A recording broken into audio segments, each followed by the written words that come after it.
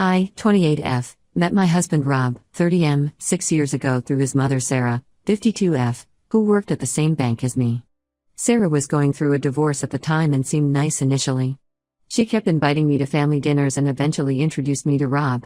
We got married after dating for a year. When we first got married, Sarah lost her job at the bank due to downsizing. She couldn't afford her rent anymore and asked if we could help. I was working as a financial analyst making good money, and Rob worked in IT, so we agreed to help until she found another job. Sarah never really looked for work seriously. She would apply to maybe 1 or 2 jobs a month and always had excuses about why they weren't right for her. Rob has a younger sister Amy, 25F, who Sarah clearly favored. When Rob bought his first car, Sarah convinced him to sell it and give the money to Amy for her college tuition. When Rob got a promotion, Sarah told him to help Amy with her rent instead of saving for our future. Rob always gave in because Sarah would guilt him by bringing up how she had raised them alone after their dad Kevin, 54M, left. I later found out from Kevin that Sarah had actually forced him to leave by creating problems between him and the kids. She would tell Rob and Amy that their dad didn't want to see them when Kevin was actually trying to arrange visits.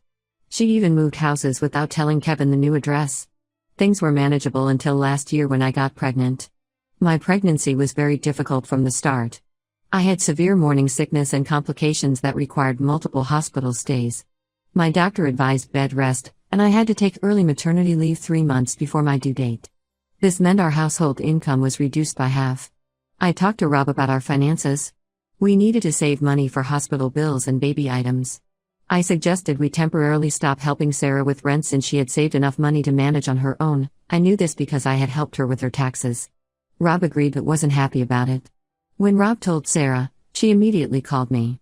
She said I was trying to control Rob's money and that I had changed after getting pregnant.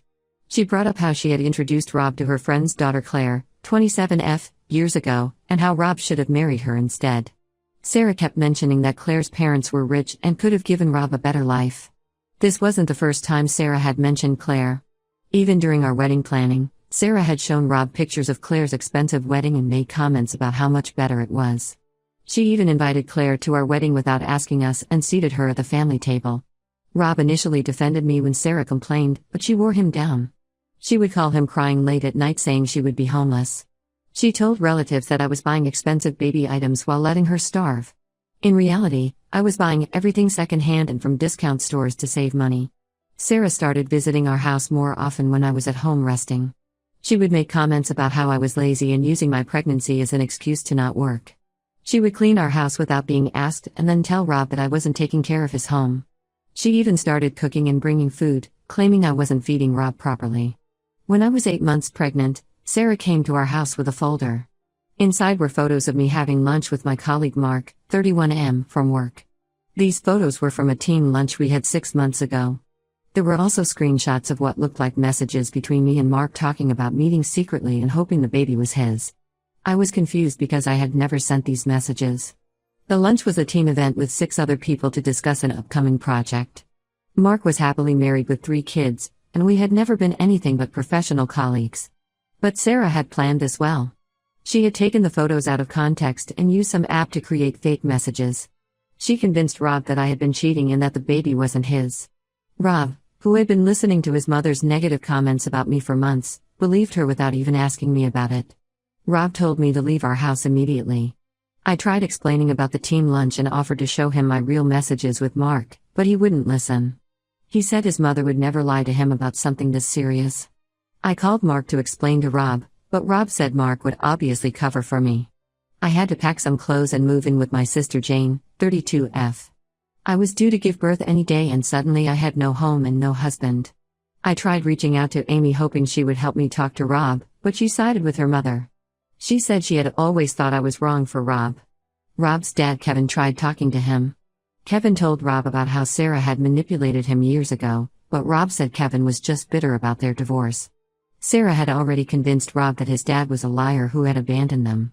I gave birth to our daughter Emma 3 weeks after being kicked out. My sister told Rob when I went into labor, but he didn't come to the hospital. Sarah told everyone that I didn't want Rob there, which wasn't true. I named Emma myself and put Rob's name on the birth certificate because I knew the truth, he was her father. Update 1. It's been 2 months since Emma was born and the situation has gotten worse. Rob sent divorce papers through his lawyer last week. He still believes Sarah's lies about Emma not being his child. He hasn't tried to see Emma even once. I found out that Sarah has been telling people I'm refusing to let Rob see the baby. She told Rob's entire family that I changed my phone number and moved away so Rob couldn't find me. This wasn't true. I was still living at my sister's house and had the same phone number. Rob just never tried to contact me. My former colleague Mark's wife Lisa, 30F, contacted me after hearing what happened from other coworkers. Lisa works in digital security and was angry about how Sarah had used pictures of a work lunch to create her lies. She asked me to send her the screenshot Sarah had shown Rob. Lisa looked at the messages and found several problems with them. The timestamps didn't match up with how our company's messaging system worked. The profile picture used in the fake messages was from Mark's Facebook account, but we used Outlook for work communications. She also found evidence that the messages had been created using a message generator app. Lisa helped me get security footage from our office building showing the team lunch Sarah had used as proof of cheating. The footage clearly showed me, Mark, and 4 other team members entering the cafe together and leaving as a group an hour later. While Lisa was investigating, she found something interesting on social media. She discovered old posts from Sarah's Facebook account from when Rob was a baby. Sarah had accused Kevin of not being Rob's father back then. She had created fake evidence similar to what she used against me. Lisa found posts where Sarah talked about getting DNA tests done. Kevin had actually proven he was Rob's father, but Sarah had hidden this information. She had deleted most of these posts, but Lisa found them in archived versions of her profile.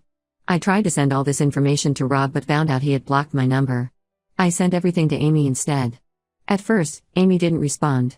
A week later, she called me. She said she had started looking through old family photos and documents after seeing the evidence. She found letters from Kevin to Rob and her that Sarah had hidden. She also found birthday cards from Kevin that had money in them, money Sarah had taken while telling the kids their father never sent anything for them. Amy finally showed everything to Rob, but Sarah had already prepared for this.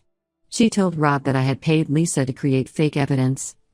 She said I was trying to ruin her relationship with Rob because I was angry about the divorce. Rob believed her again. Sarah then did something even worse. She told Rob to file for custody of Emma if DNA tests proved she was his child. She said I was an unfit mother because I had moved in with my sister instead of getting my own place. She didn't mention that I had to move because they kicked me out. Amy admitted something to me during our call.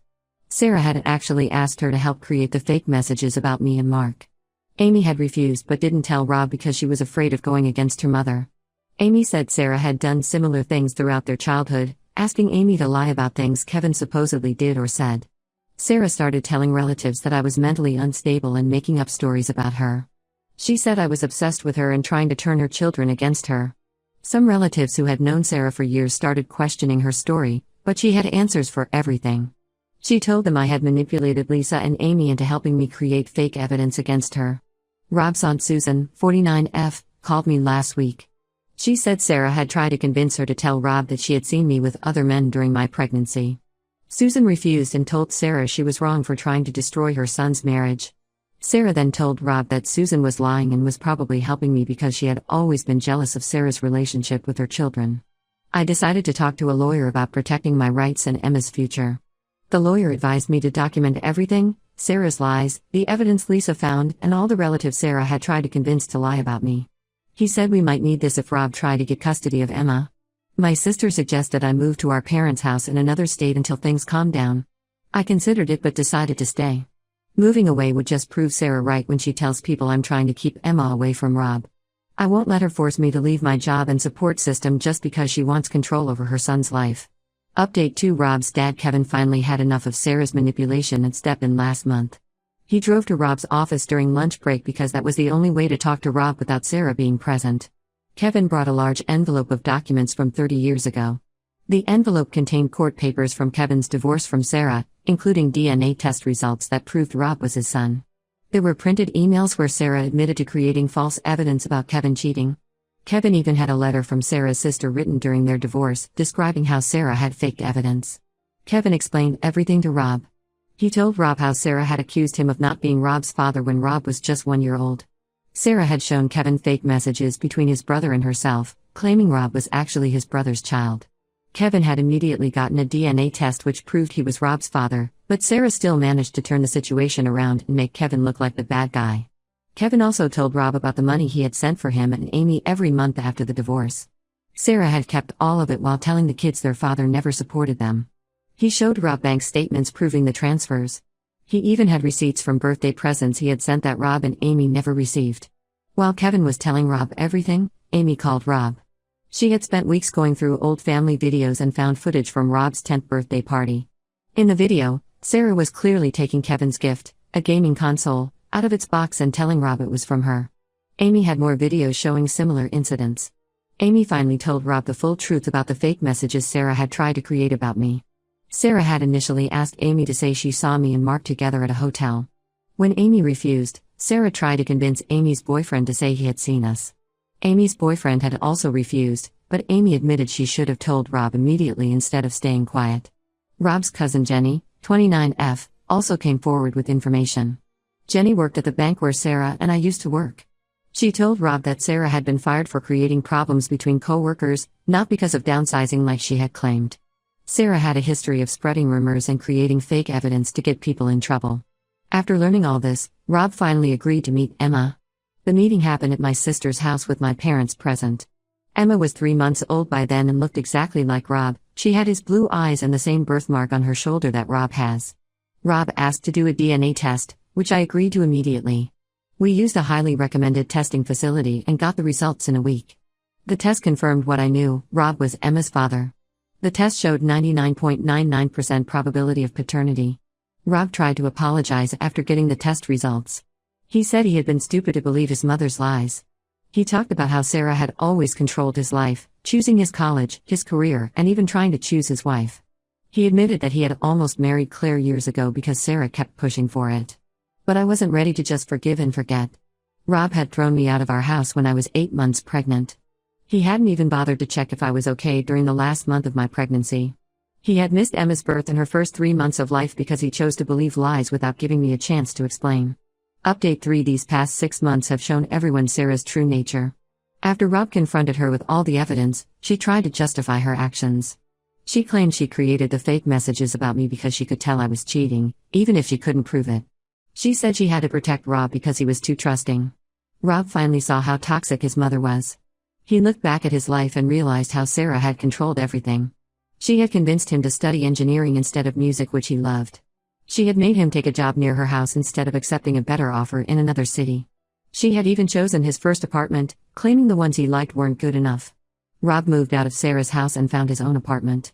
He told Sarah he was selling the house he had bought for her since she had savings of her own.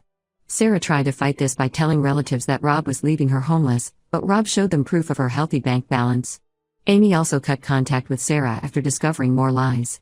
She found out Sarah had sabotaged her relationship with her high school boyfriend because he had encouraged Amy to study abroad. Sarah had created fake social media accounts to send Amy screenshots of her boyfriend supposedly cheating. Amy had ended that relationship without questioning the evidence, just like Rob had done with me. Rob tried to stop our divorce proceedings. He sent me long emails explaining how therapy was helping him understand Sarah's manipulation. He talked about wanting to be a family with Emma and me. He suggested marriage counseling and asked for another chance. But I had already moved on. During these 6 months, I had found a better job that paid more and had better benefits for single parents. I had moved into my own 2-bedroom apartment and created a stable routine for Emma. I had a good support system with my family and didn't need or want Rob back in my life as a husband. We agreed on a custody arrangement where Rob sees Emma 3 times a week. He's trying to be a good father and I'm glad Emma will have that relationship with him. But our marriage is over, not because we need therapy or counseling, but because trust once broken can't always be fixed. Sarah still tries to cause problems. She made fake social media accounts to message me, claiming she had proof of Rob cheating during our marriage. She told my new boss that I had stolen money from my previous job. She even tried to call child services with false complaints about Emma's care. None of it worked because we had already warned everyone about her behavior and documented her past lies. The last update I got about Sarah was from Amy. Sarah had been telling people she was the victim of a conspiracy. She claimed Rob and I had worked together to frame her because we wanted her money. Some relatives actually believed her, but most people now know the truth about who she really is. Emma is now 9 months old and thriving. Sometimes I think about how different things might have been if Rob had trusted me instead of his mother. But I'm happier now without having Sarah in my life, and I'm glad Emma won't grow up thinking her grandmother's manipulative behavior is normal.